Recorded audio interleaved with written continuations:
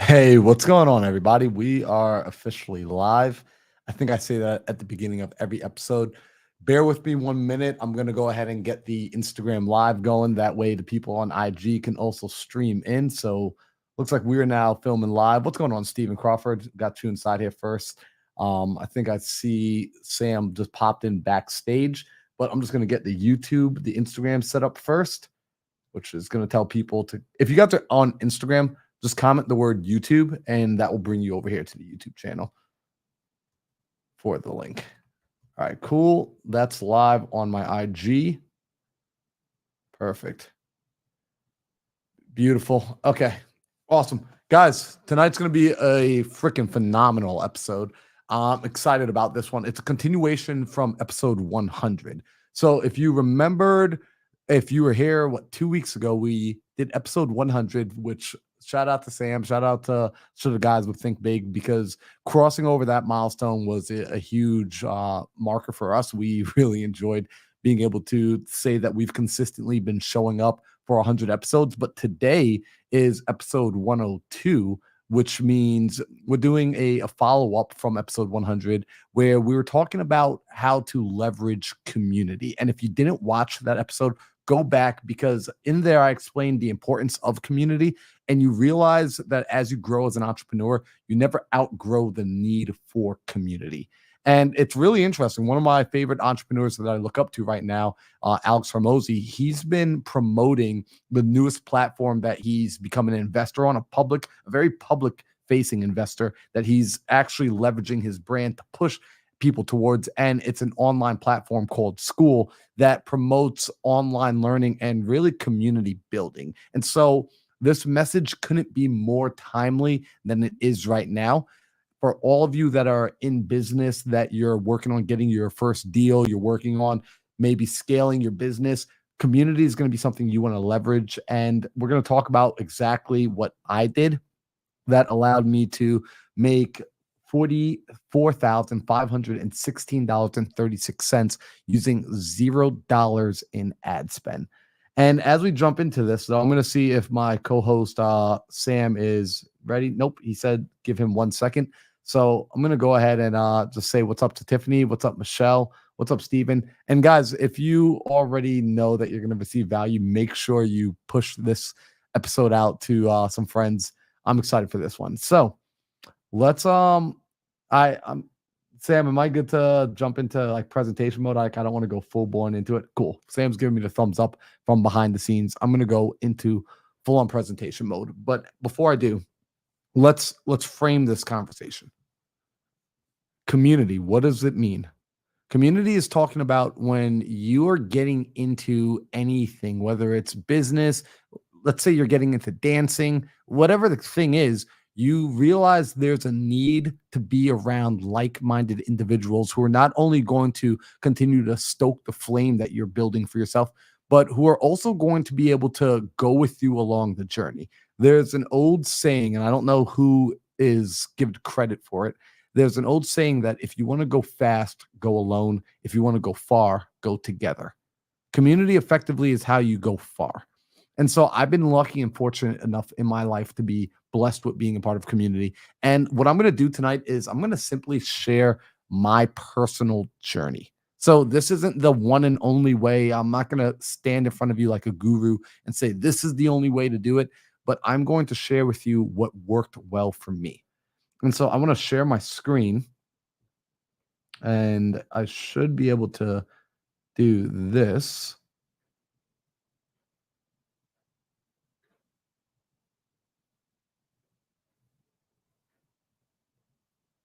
Awesome.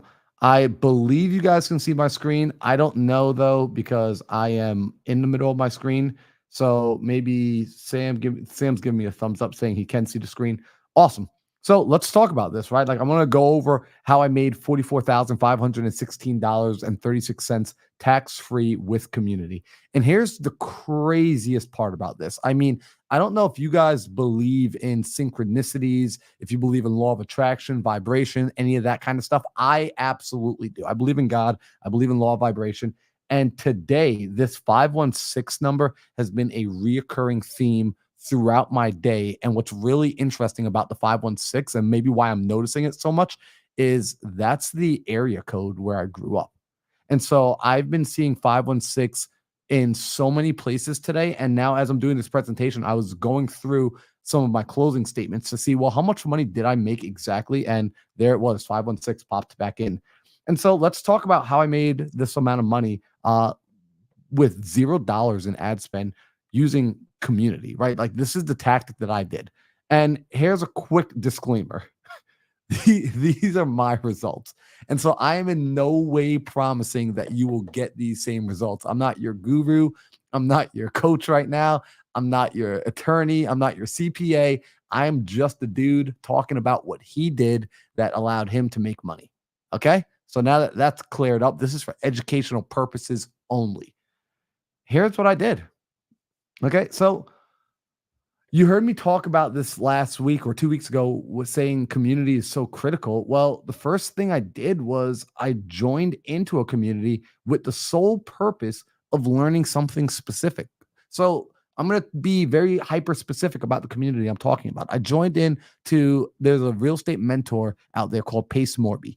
I joined into his sub 2 community. This was back in 2020.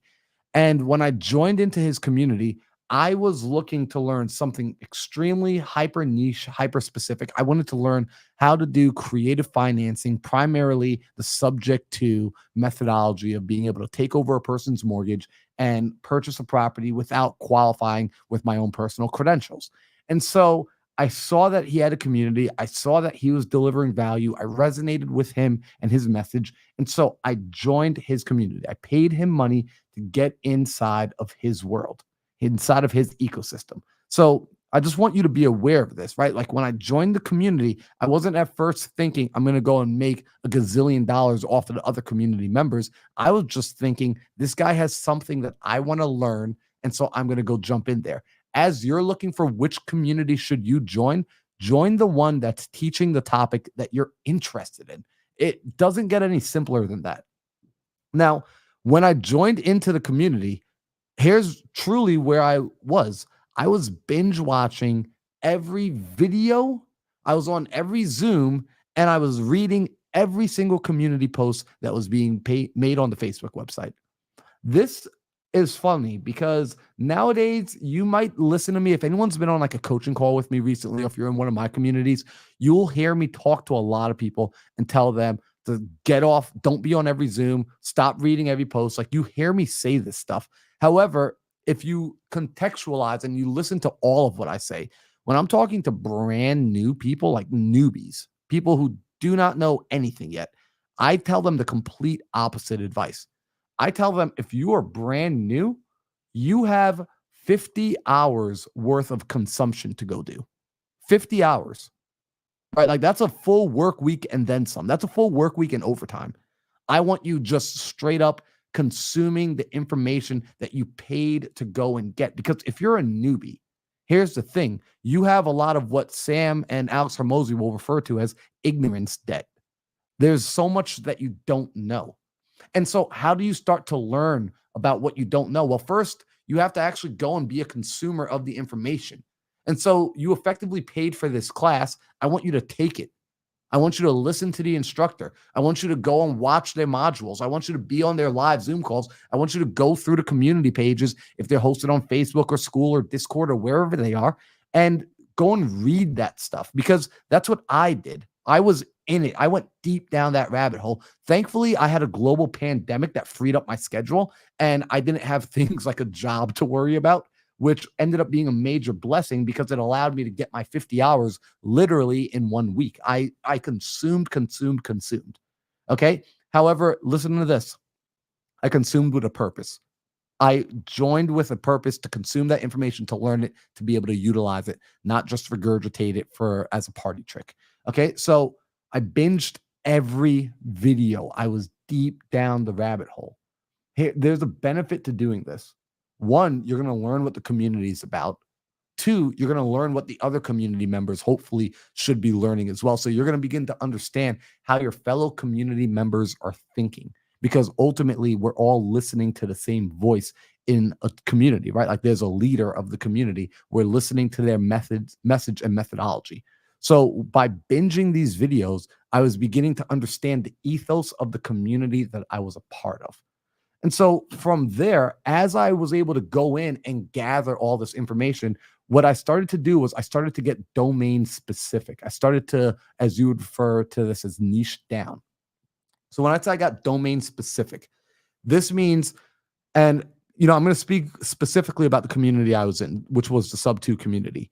When I first joined into that community, we were primarily focused as a community on wholesaling real estate, doing both cash and creative finance deals. That was the focus. That was why you joined. You joined because you were a wholesaler. Your cash offers weren't always being accepted, and you wanted to learn creative financing so that you could optimize more of the leads that you were generating.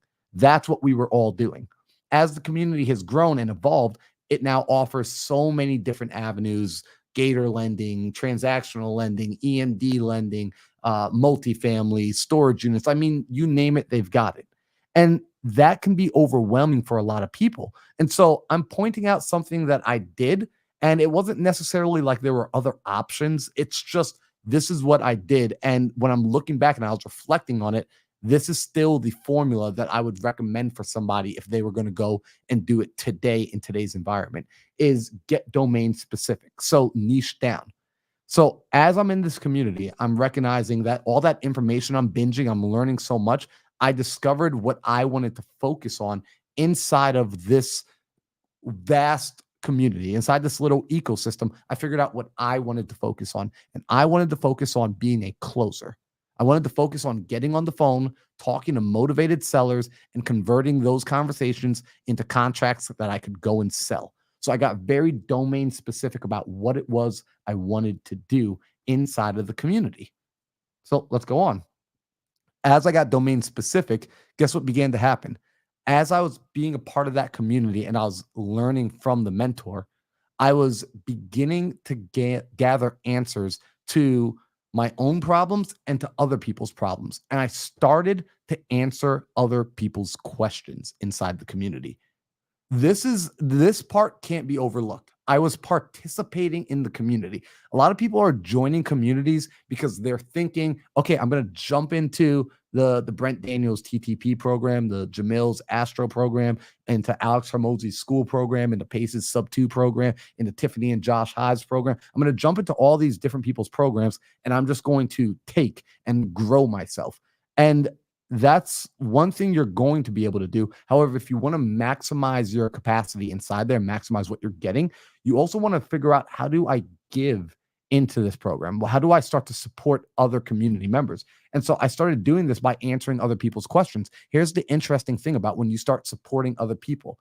By me going out and beginning to answer their questions, I was looking for what are the challenges they're running into, because some of these people were a little bit further ahead than me. And when they would have problems, they would bring it into the community and they would ask for help. Although I didn't always know the answer, here's what I did have. I had the time and the willingness to go find it out. And so I would read their questions, and either A, I had the answer and I would spit it back to them and support them in that way, or I would take that question and I would run into our coaching calls. I would run to the mentor. I would go to my leaders and I would ask them for the answer. And as I would get the answer, I would relay it back to the person who was asking, but also I myself was learning and leveling up. And now here's what's cool. This is what was so amazing about this. When I was doing this, I was building rapport and credibility, not just with the person who I was giving the answer to, but also with the person, whether it was the community leader, whether it was the mentor, whether it was someone else who was just higher level. I was building rapport with them because I was asking more intelligent questions that led them to believe I was doing things. I was further along, because you can tell where a person is in their business based on the sort of questions they are asking. This is why I included this as a part of this framework for what I did when I looked back on what gave me this connection and credibility to help me make this money. Because I'm promising you, this all builds up to how I was eventually able to make money for free inside this community as a result of being in this community, as a result of doing this that I'm explaining right now. So make sure you're take notes on this, because essentially this will be your roadmap. This is your roadmap for any community you join into, how to maximize your capacity inside of it and maximize your return on that investment. So I started answering other people's questions. And by the way, shout out to Jonah Corchin. Jonah Corchin was the one that put me onto game about this, because Jonah said this to me. He said, the way I grew so quickly inside of my communities as well. Me and him were in the beginnings. We were just, because again, I told you I was talking to people inside the community. Jonah was one of those people. He said, I would go and answer people's questions. And he's like, but I'm also brand new. I don't know the answer. But he did the same thing. He would run back to the community leader, ask the question on behalf of the other individual, run back to the individual, give them the answer. And he would start to get these goodwill deposits put into his bank account because he was solving the problem. And at the same time, he was learning. So here's what started to occur. Because I was in the community and I was engaging and I was being an actual community member, which means I was watching the modules, I was learning the material, I got domain specific. So I figured out what I wanted to do within the community based on the knowledge I was learning. And I was answering and supporting my fellow community members by answering their questions. I started to notice what was missing in the community, because no community is perfect. I have a community. My community is not imperfect. Alex Hormozy has a community. That community is not perfect. Pace Morby has a community. That community is not perfect. Every community has room for growth, because the communities are made up of people, and all people have room for growth. And so I started to notice what was missing inside the communities. I realized something that a lot of people were talking about is they were learning the theory and concept of how to close, but they weren't getting enough reps and practice themselves. And so inside the community, I noticed that this void of us being able to get reps in existed. And so my buddy Will Ayarza and we created a sales dojo, basically a place for people to come and role play daily. And here's the cool thing about this. We didn't ask for permission to create this. We just saw a need and we filled it, and we offered this thing to the community for free. This is one of the craziest concepts, I know, but it's give away something of actual value for free. In fact, Sam, I don't know if you're even on yet, but I was going through some old post earlier today. I was looking for some content, and I found a picture of a screenshot I took from a few years back. This is back in 2020. Keston texted me, and he was just saying thank you, because he was one of those early people that would come on to our sales training, our role-playing calls. And he was saying, thank you so much for making this and for having the vision to create this. It's expediting my learning so much. I'm getting so much out of this community because of what you guys did. And I'm like, wow. That just came across my feed today. Well, one thing really quick. I am here. I guess you can only see your screen. I've been underneath you this whole time. So that sounded weird. No, dude. One thing I want to hit on too. You just mentioned this. It's that you saw the need, I think, for the immediate circle of people you were around, and what you didn't see until Keston reminded. And Keston was a friend, right? Keston's a great friend of both of ours. But the reality is, what did Keston embody? That people that you didn't even think were watching, and that people that you may not have realized needed that help actually needed that help. And so when you go and find this, a lot of times it's like, okay, I feel like we're missing this for me, and we kind of go create things for ourselves or our immediate friends. And what we don't realize, when you're in a room of a couple thousand people, that can potentially affect hundreds, if not 1,000 plus people.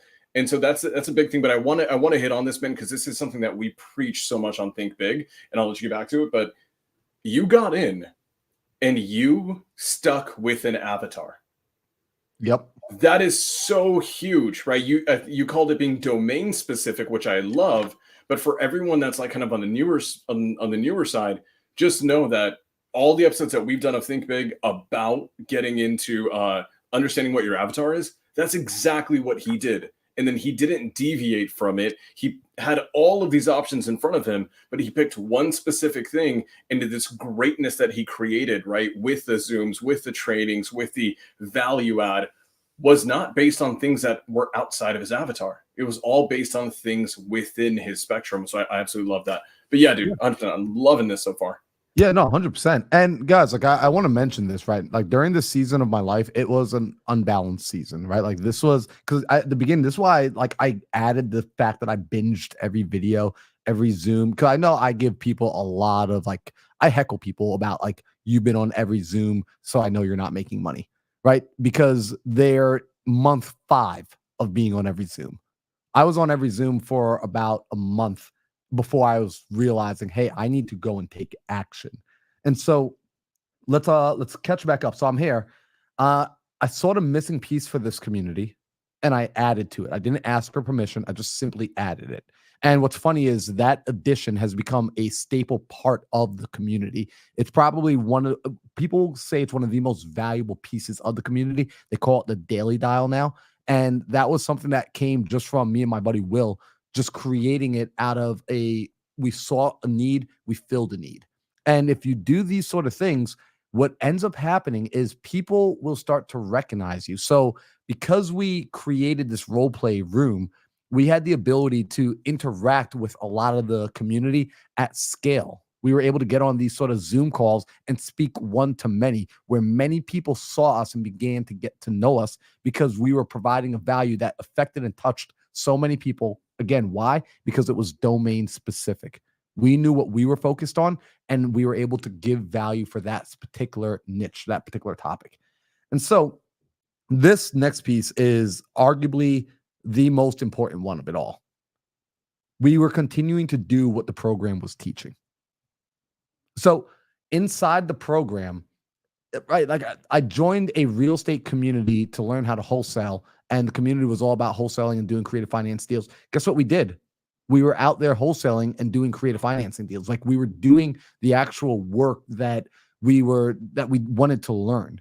And so because we were doing this actual work day in and day out, what's happening here? Well, because we were doing this actual work, got a puppy dog inside here right now, a wild up puppy dog. Because we were doing the work day in and day out, we naturally started to find our own opportunities and run into opportunities that eventually led to me getting my first bit of value from the community in a way that I didn't foresee, that now I know and now I intentionally go for.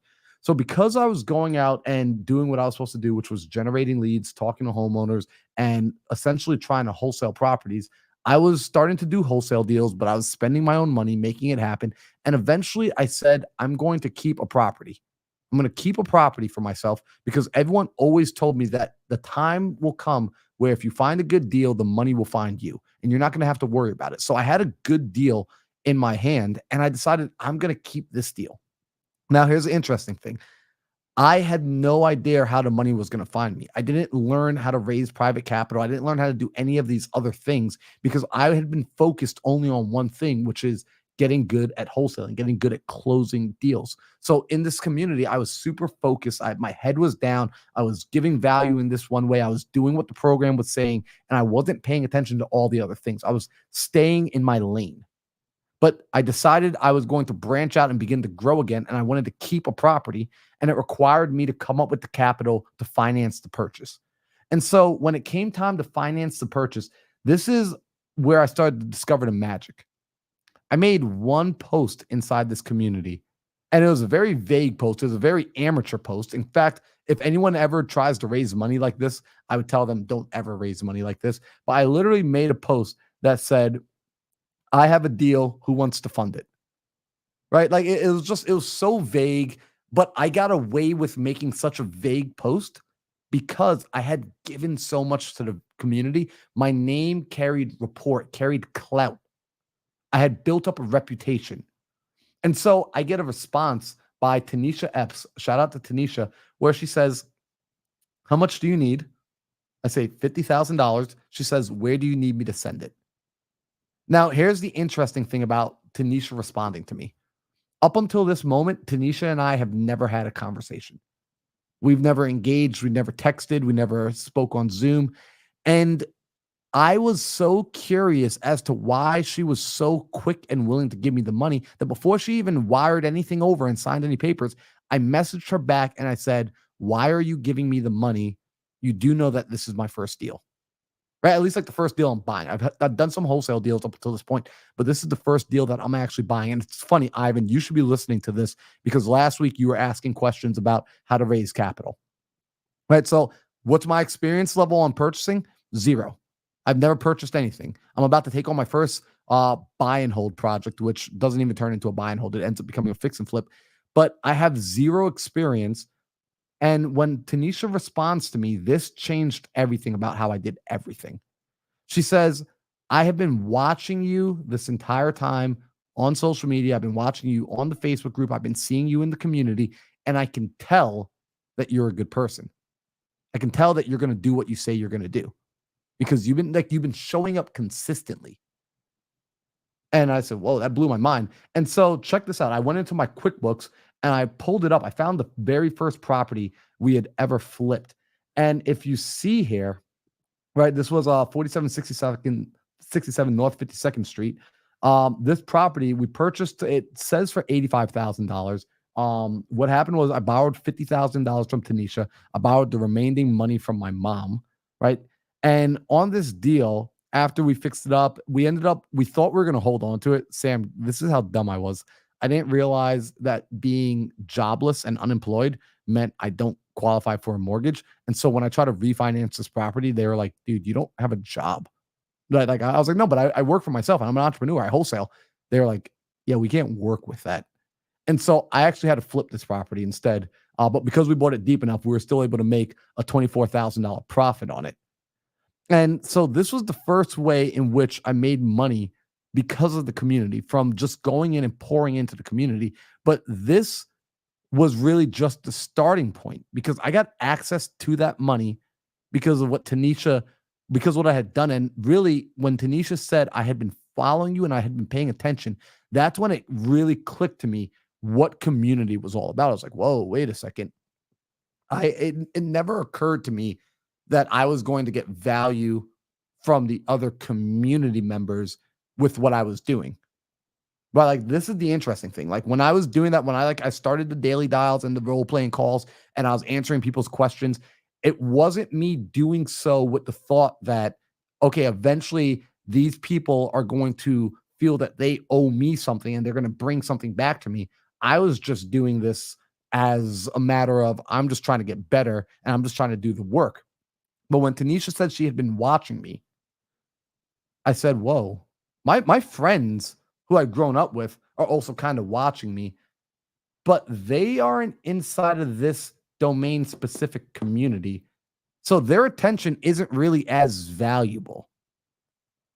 When I join communities now, I'm thinking about not just who the mentor is, I'm thinking about who are the other community members, because these strangers who I don't know could potentially be extremely valuable to my business and to my life. And so when Tanisha made me aware of the fact that other people in this community can bring me value and other people in this community are also paying attention, even when I don't realize, because to Sam's point earlier, Tanisha never commented on a post I had. She never commented on Instagram, on Facebook. I didn't know she was in the audience. I had no clue she was watching. Kind of like right now, there are some of you on YouTube who have been watching us now for months, and I have no clue who you are because you haven't said anything yet. And this is why we focus on giving so much value, because one of you might be a future business partner. One of you might be a future lender. One of you may bring us a deal that we may want to purchase, or you may become a client of mine in the future, or you may work with us in some form or capacity. I don't know. So my goal is I got to give value. And after that day, I decided to get way more intentional about the sort of value I was going to give. And I began delivering value in the best way I knew how, which was domain specific. I had been a part of this community learning how to close deals by getting on the phone and talking to sellers, talking to homeowners. I became a closer. And so what did I do? I offered my skill set to the community. I will close your deals for you. Some of you might be thinking to yourself, how do I provide value to the community? Join the community, build a skill that the community needs, and then offer it to the community. help them make money. I was saying to people effectively in this community, I will help you make money. I will help close your deals so that you can get a paycheck. You and I will split that pay, or I'll pay you a commission, but I will close your deals and get you paid. That's effectively the offer I was making to people for free. And so when I did that, here's what's cool. This was one of my favorite deals. Giovanni Ortegas out of California reaches out to me and he says, "Hey, are you serious? Will you actually help close deals for me?" I said, "Absolutely. If you generate a lead and you bring it my way, I will get on the phone. I will negotiate. I will help you comp. I will do all the things and help you make this happen." And so Gio listens to me and he says, "What do I need to do?" I tell him, here, because he didn't have anything yet. I gave him a list. I said, just start calling these homeowners. Gio begins to call those homeowners, generates a lead, Mark Dowell. And Gio brings the lead to me. He says, "Hey, this guy wants to sell. He likes me. He's willing to work with me. He's willing to talk to me. But I don't know what to do. I don't know how to comp." No worries, Gio. Passes it over to me. Me and my team, we figure it out. We comp it. We go over, we negotiate, we walk the property, we get the pictures, and we ultimately decide that we want to buy the deal as well. And so we contract the property for Gio and pay Gio an assignment fee, right? So he gets his first deal done with us. And take a look at this. I actually went and pulled up and found the closing statement on this first deal. So you guys see I blanked out the address, but it's Branting Lane. This is my company, Milwaukee Home Holdings, that bought the property. Look at this purchase price, Sam. This is disgusting. This was a good deal. We bought the property for $27,500. That was what we contracted the property for. Okay? Dude, you can't even get a shed in California for that. Dude, welcome to the Midwest, bro. Like the numbers are ridiculous out there. And for people that tell me certain strategies don't work, I'm just like, let me just go to different parts of the marketplace. So we buy this property for $27,500. If you look down here, what do you see?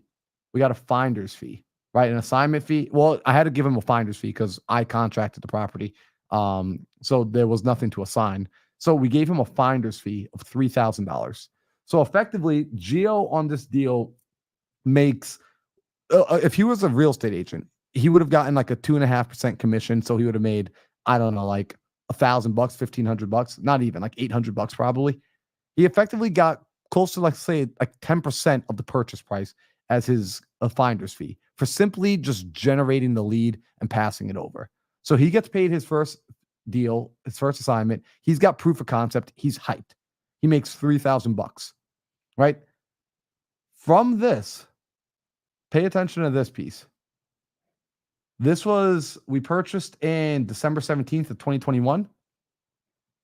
In July of 2022, we refinanced the property. We hold on to this property. So we buy it for 30, right? We put about $60,000 into the property between labor, fixing it up, renovating, and all that good stuff. We then get an appraisal on the property. So we're all in around 90 something thousand dollars right now. Let's call it $100,000 with holding cost. We're all in around $100,000. The property comes back with an appraisal, $203,000. So we've got over $100,000 of equity in the property, right? And so what do we do with this property? If you guys are familiar with something called the BRRRR strategy, we BRRRR the hell out of this property, right? We bought it, we renovated it, we rented it, and then we take it to the refinance. And so when we go to refinance the property, we're able to get a mortgage on this property for $157,000. So $157,000. And you see, we've got to pay back some things. We got, origination fees on the loan, that kind of stuff. We've got to pay back our private money lender. So you see, I'm all in on $101,000 with this private money lender, things of that nature.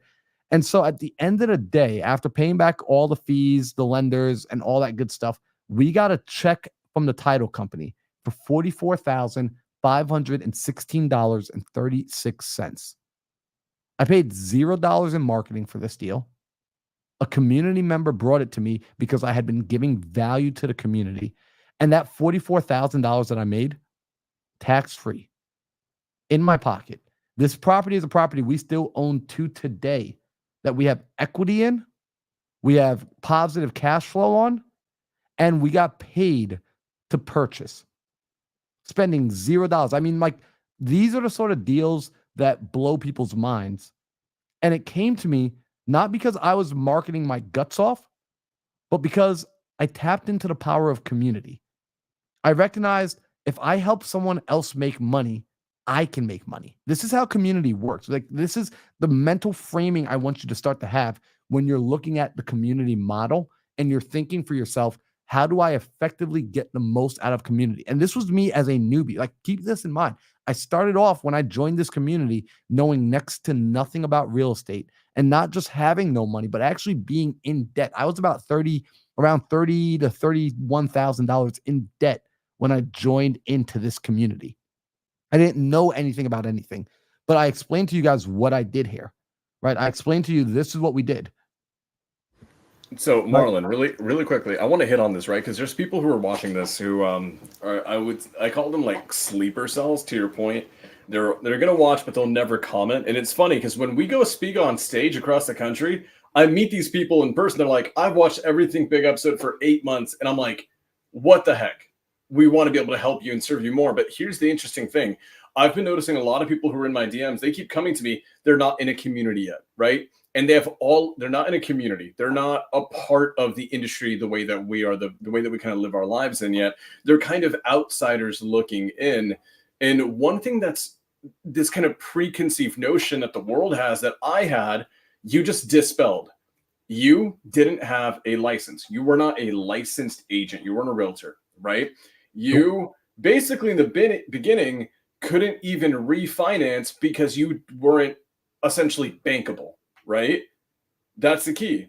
You didn't have any of your own money to bring into the table. A lot of times when you see people like influencers putting up ads on their real estate courses, a lot of people would be like, well, you can't buy a property unless you've got $300,000 sitting around.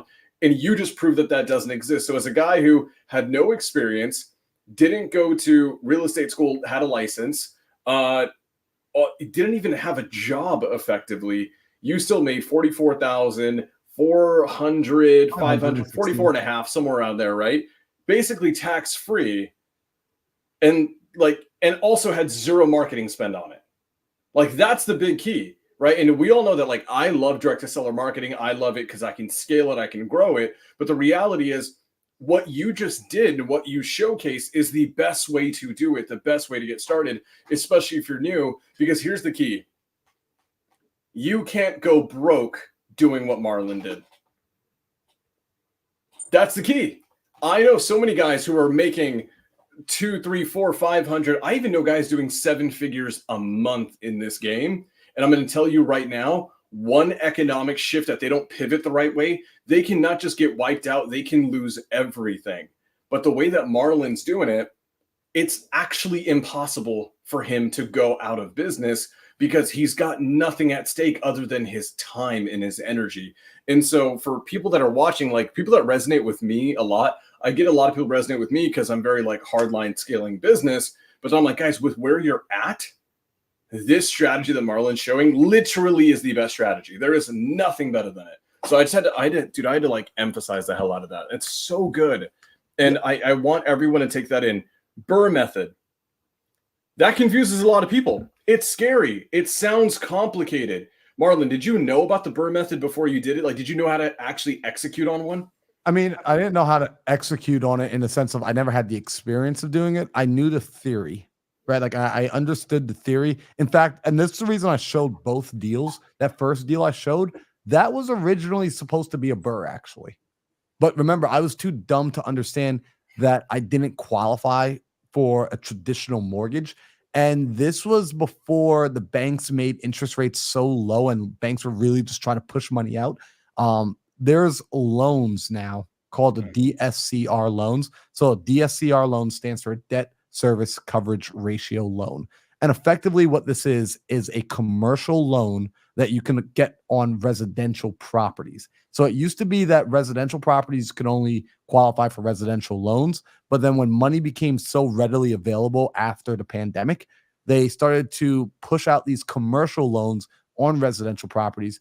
and they allowed for the property to qualify for the loan, not the owner of the property. So the loan was based on the property's income, not my income. Right. I'll say that one more time. The loan was based on the property's income, not my income. So effectively, they just wanted to see that with the property being rented, it can afford to pay its own mortgage and then some. And so my property is more than able to afford to pay its rent, pay its mortgage.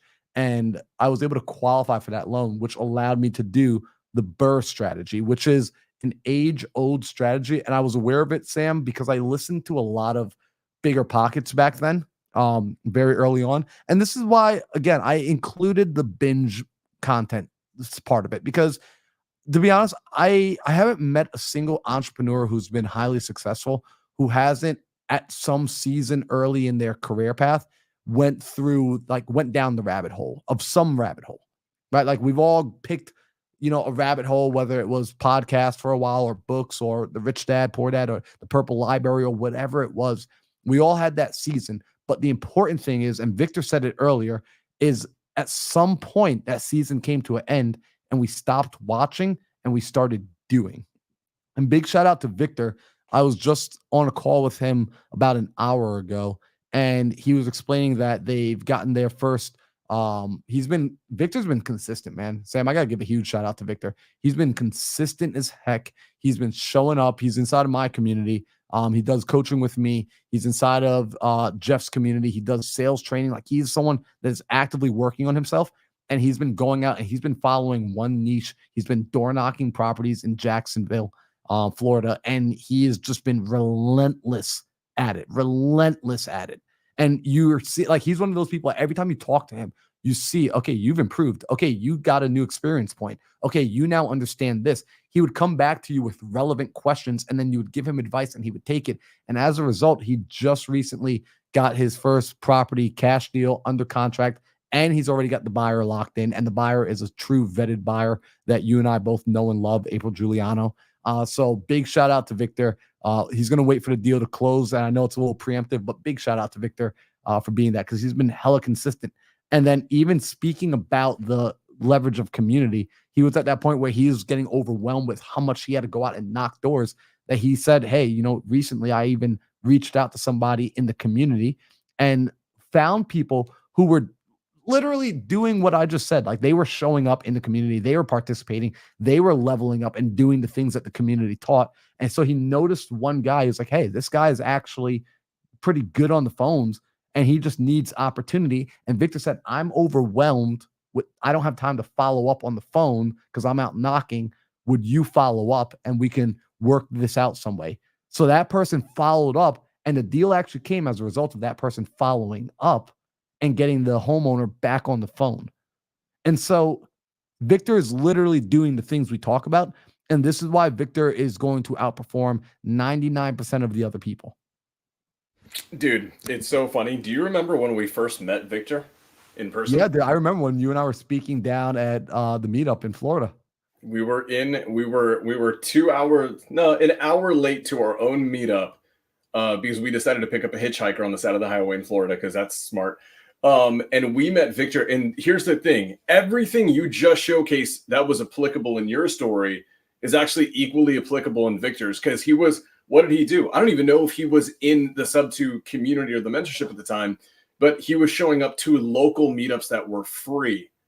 So a lot of people are like, I don't have the money for this, that, and the other. It's like, you don't freaking need it. You know how many free meetups there are across the industry all the time, and they're local to your area. So he may not even, I'm not even sure if he was in the community at the time, but he didn't need to be. And so you just mentioned his buyer, April Giuliano, who we love and adore. She's amazing. April Giuliano, her and the Marcos, people that I love, Jamie and Janessa, that's their meetup. So by going to the meetup, he got himself plugged into the community. He met you there, right? He met both of us there. He joined your community that he's thriving and growing in. Not only has he found deals, he's doing transactions. The buyer for this deal is going to be the person who was throwing the events to begin with. All of it comes full circle. And it's to the point of this episode and the episode 100.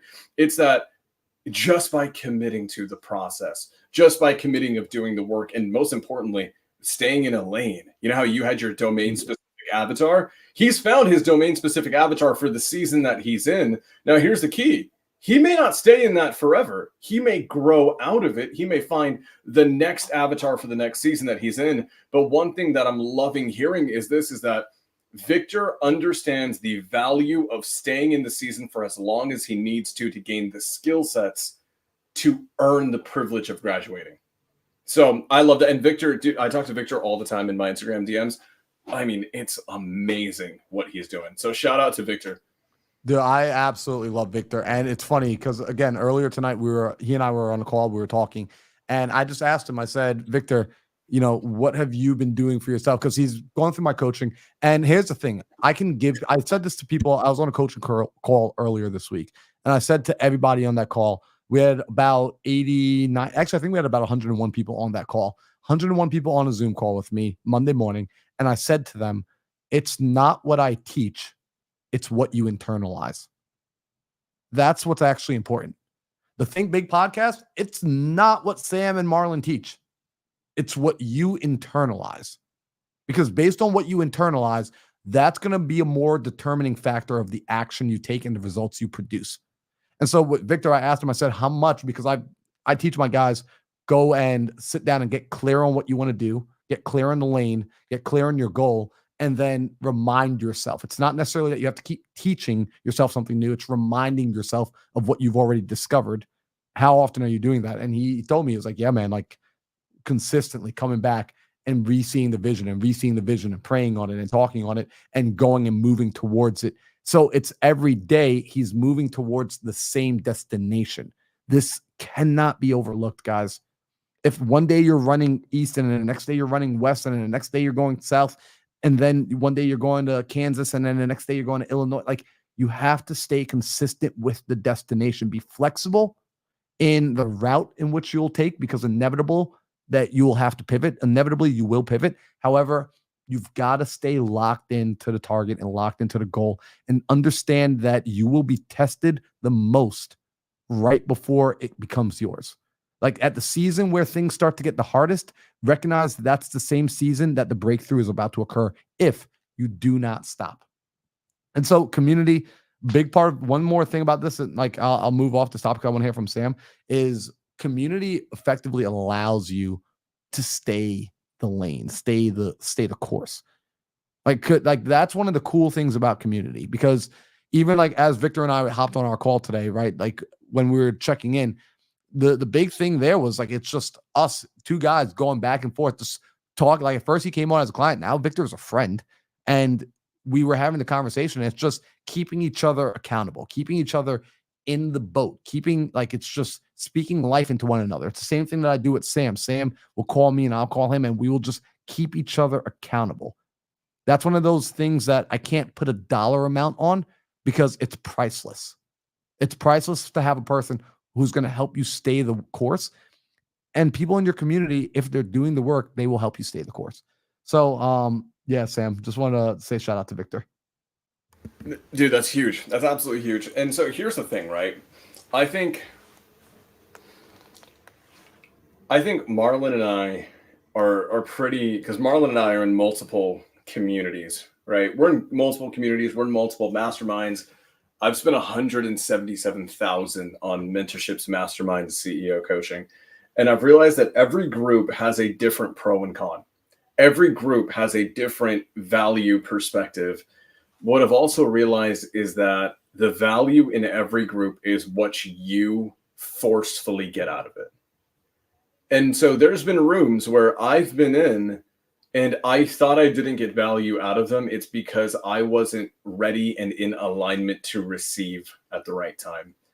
And I love this, right? And it's like, I look at Victor, and I'm going to use him as an example, right? He goes to the meetups in person. He goes to the MMC, right? The MMC community, and he's active in there. He's giving value in there. And one thing that I'm seeing as just a constant, like I love pattern recognition, right? What is a keynote marker of success for so many people? It's that no matter where they go, they forcefully find ways to get value. Mm-hmm. And then I see people who join, they'll drop $7,000, $10,000, $20,000 on a mentorship. and then refuse to find anything that they can. And it's funny, you know this. I joined a mastermind recently where overall, I don't think it's one that I'm going to stay in for a very long time. But the few things that I needed, I was forcefully able to extract. I'm like, hey, that 20 grand that I spent on it, worth it because I got what I needed. And as for me, as long as I do my part, and I've realized this personally, with 99.9% of communities, mentorships, masterminds, as long as you do your part as the consumer, as the member, right, as the customer, it is usually irresponsible to say it wasn't worth it. Mm-hmm. And that's what I've always realized. So, dude, I love this. So it's it's like domain specificity, right? Avatar, sticking with an avatar. So here's my kind of question on this, Marlon. How long, right? Does someone like Victor, he's doing what he's doing, he's growing. Does he have to stay in a community forever?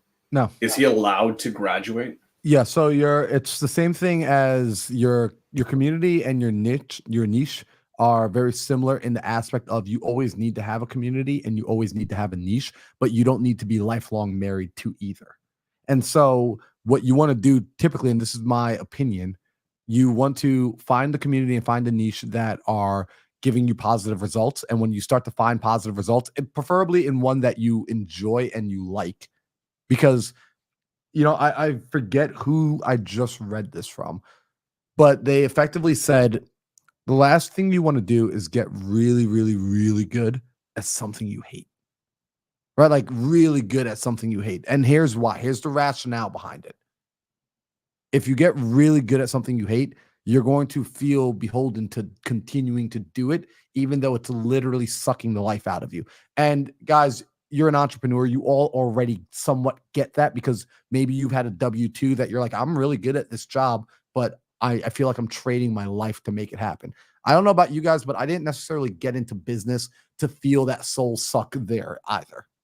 And so you want to start to get good at the things that you enjoy. Like Sam really, really, really loves building and scaling businesses and creating good machines that work and can produce. And he's really good at that. So it wouldn't make sense for Sam to go and get good at like paperwork, right? Although he's capable of doing it, it just wouldn't make sense because it'd be out of alignment with his personality. So that'd be one thing as you're there considering it. As far as the amount of time you need to spend inside the community and niche, my preferred, like this is what I say to people.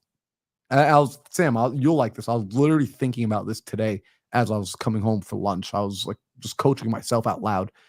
And I thought about the idea that people will say like, hey, you need to do this for 6 months or 6 weeks or 90 days or 21 days or whatever the case is. However, time isn't really a true determining factor of anything unless you're getting a woman pregnant or you're planting seeds. Time isn't the thing. In skill acquisition, it's repetition.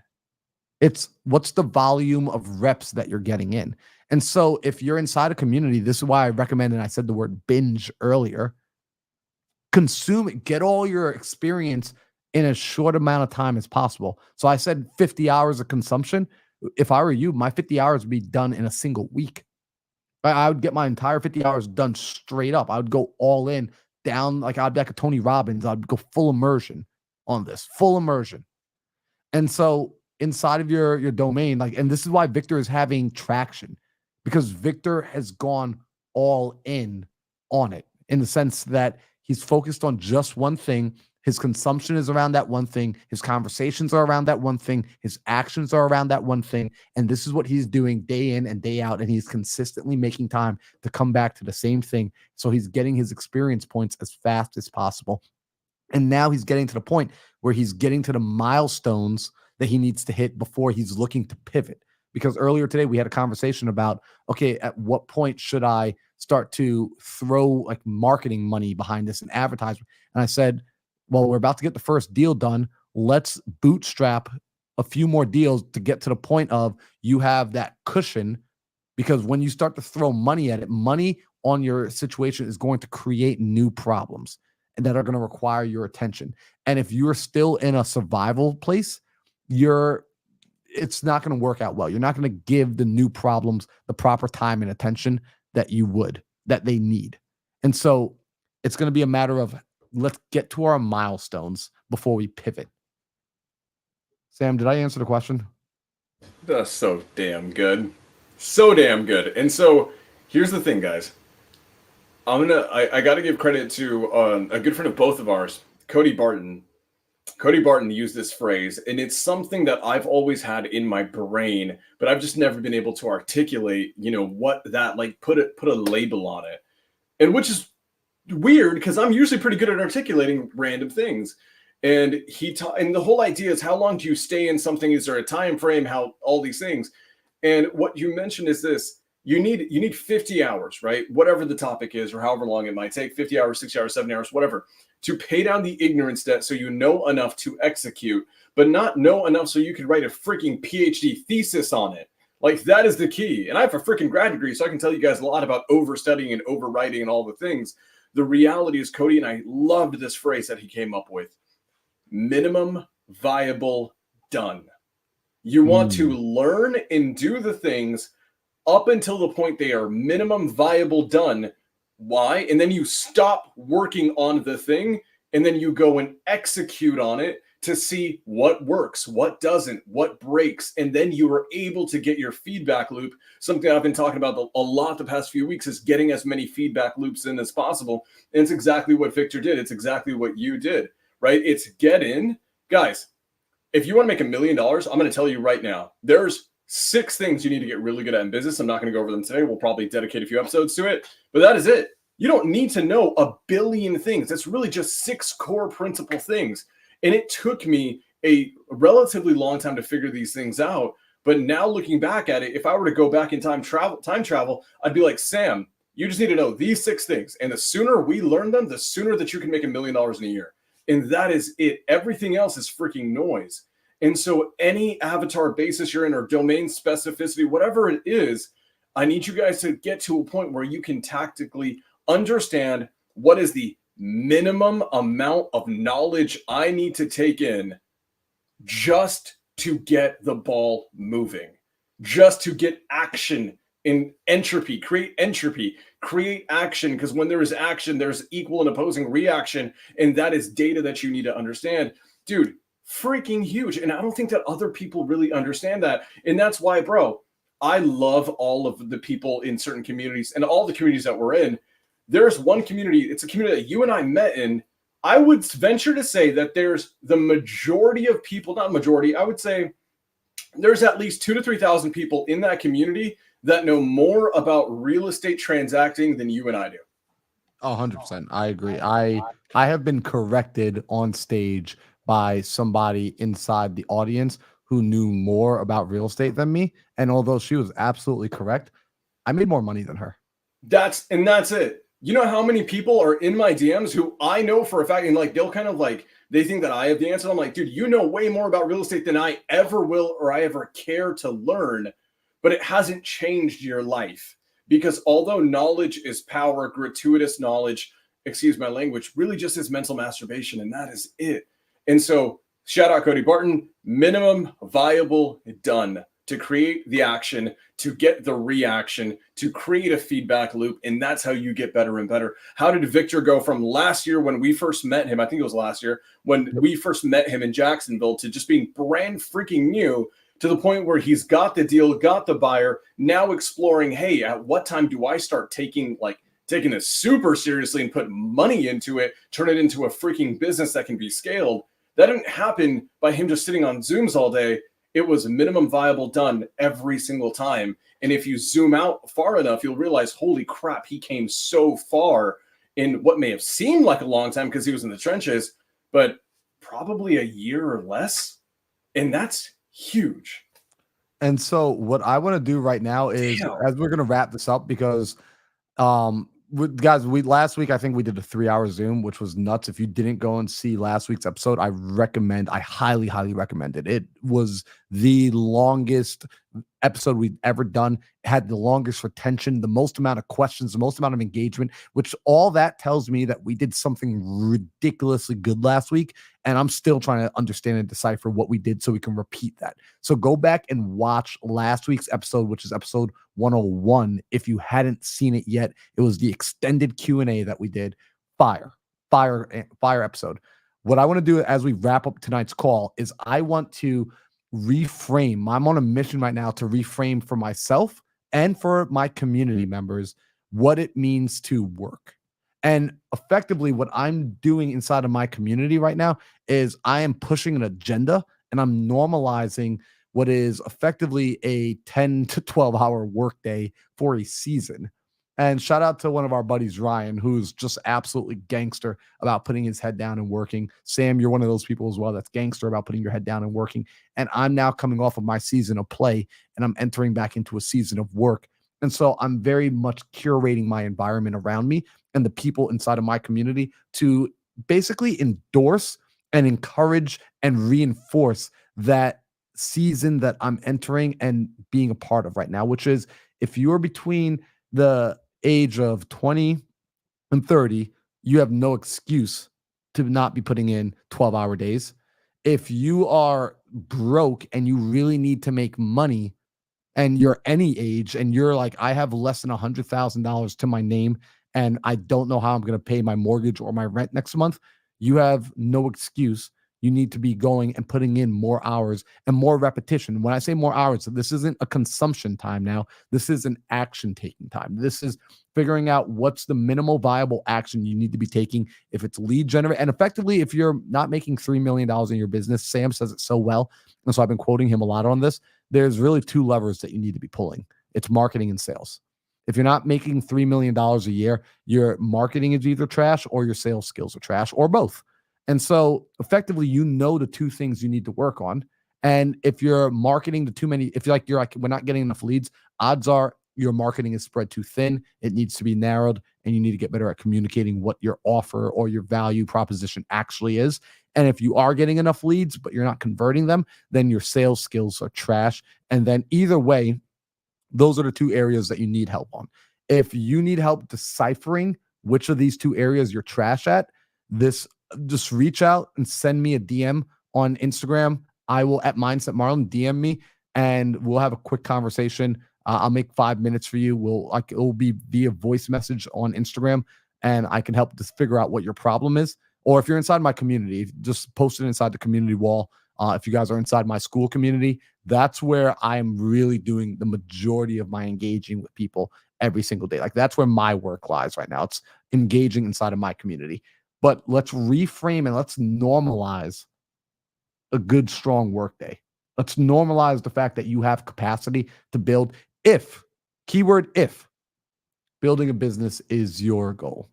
Now, if you don't want to build a business and you're just wanting to do some deals and really have a chill life, by all means, just watch the rest of us do it and just hang out on the sideline. Nothing wrong with that. There are some people that show up to, sporting events and they never want to get on the field. They just want to watch. So we enjoy it. We need an audience as well. However, if you want to join and be a part of that, then come hang out inside my community because that's going to be the ethos for Q4 of 2024.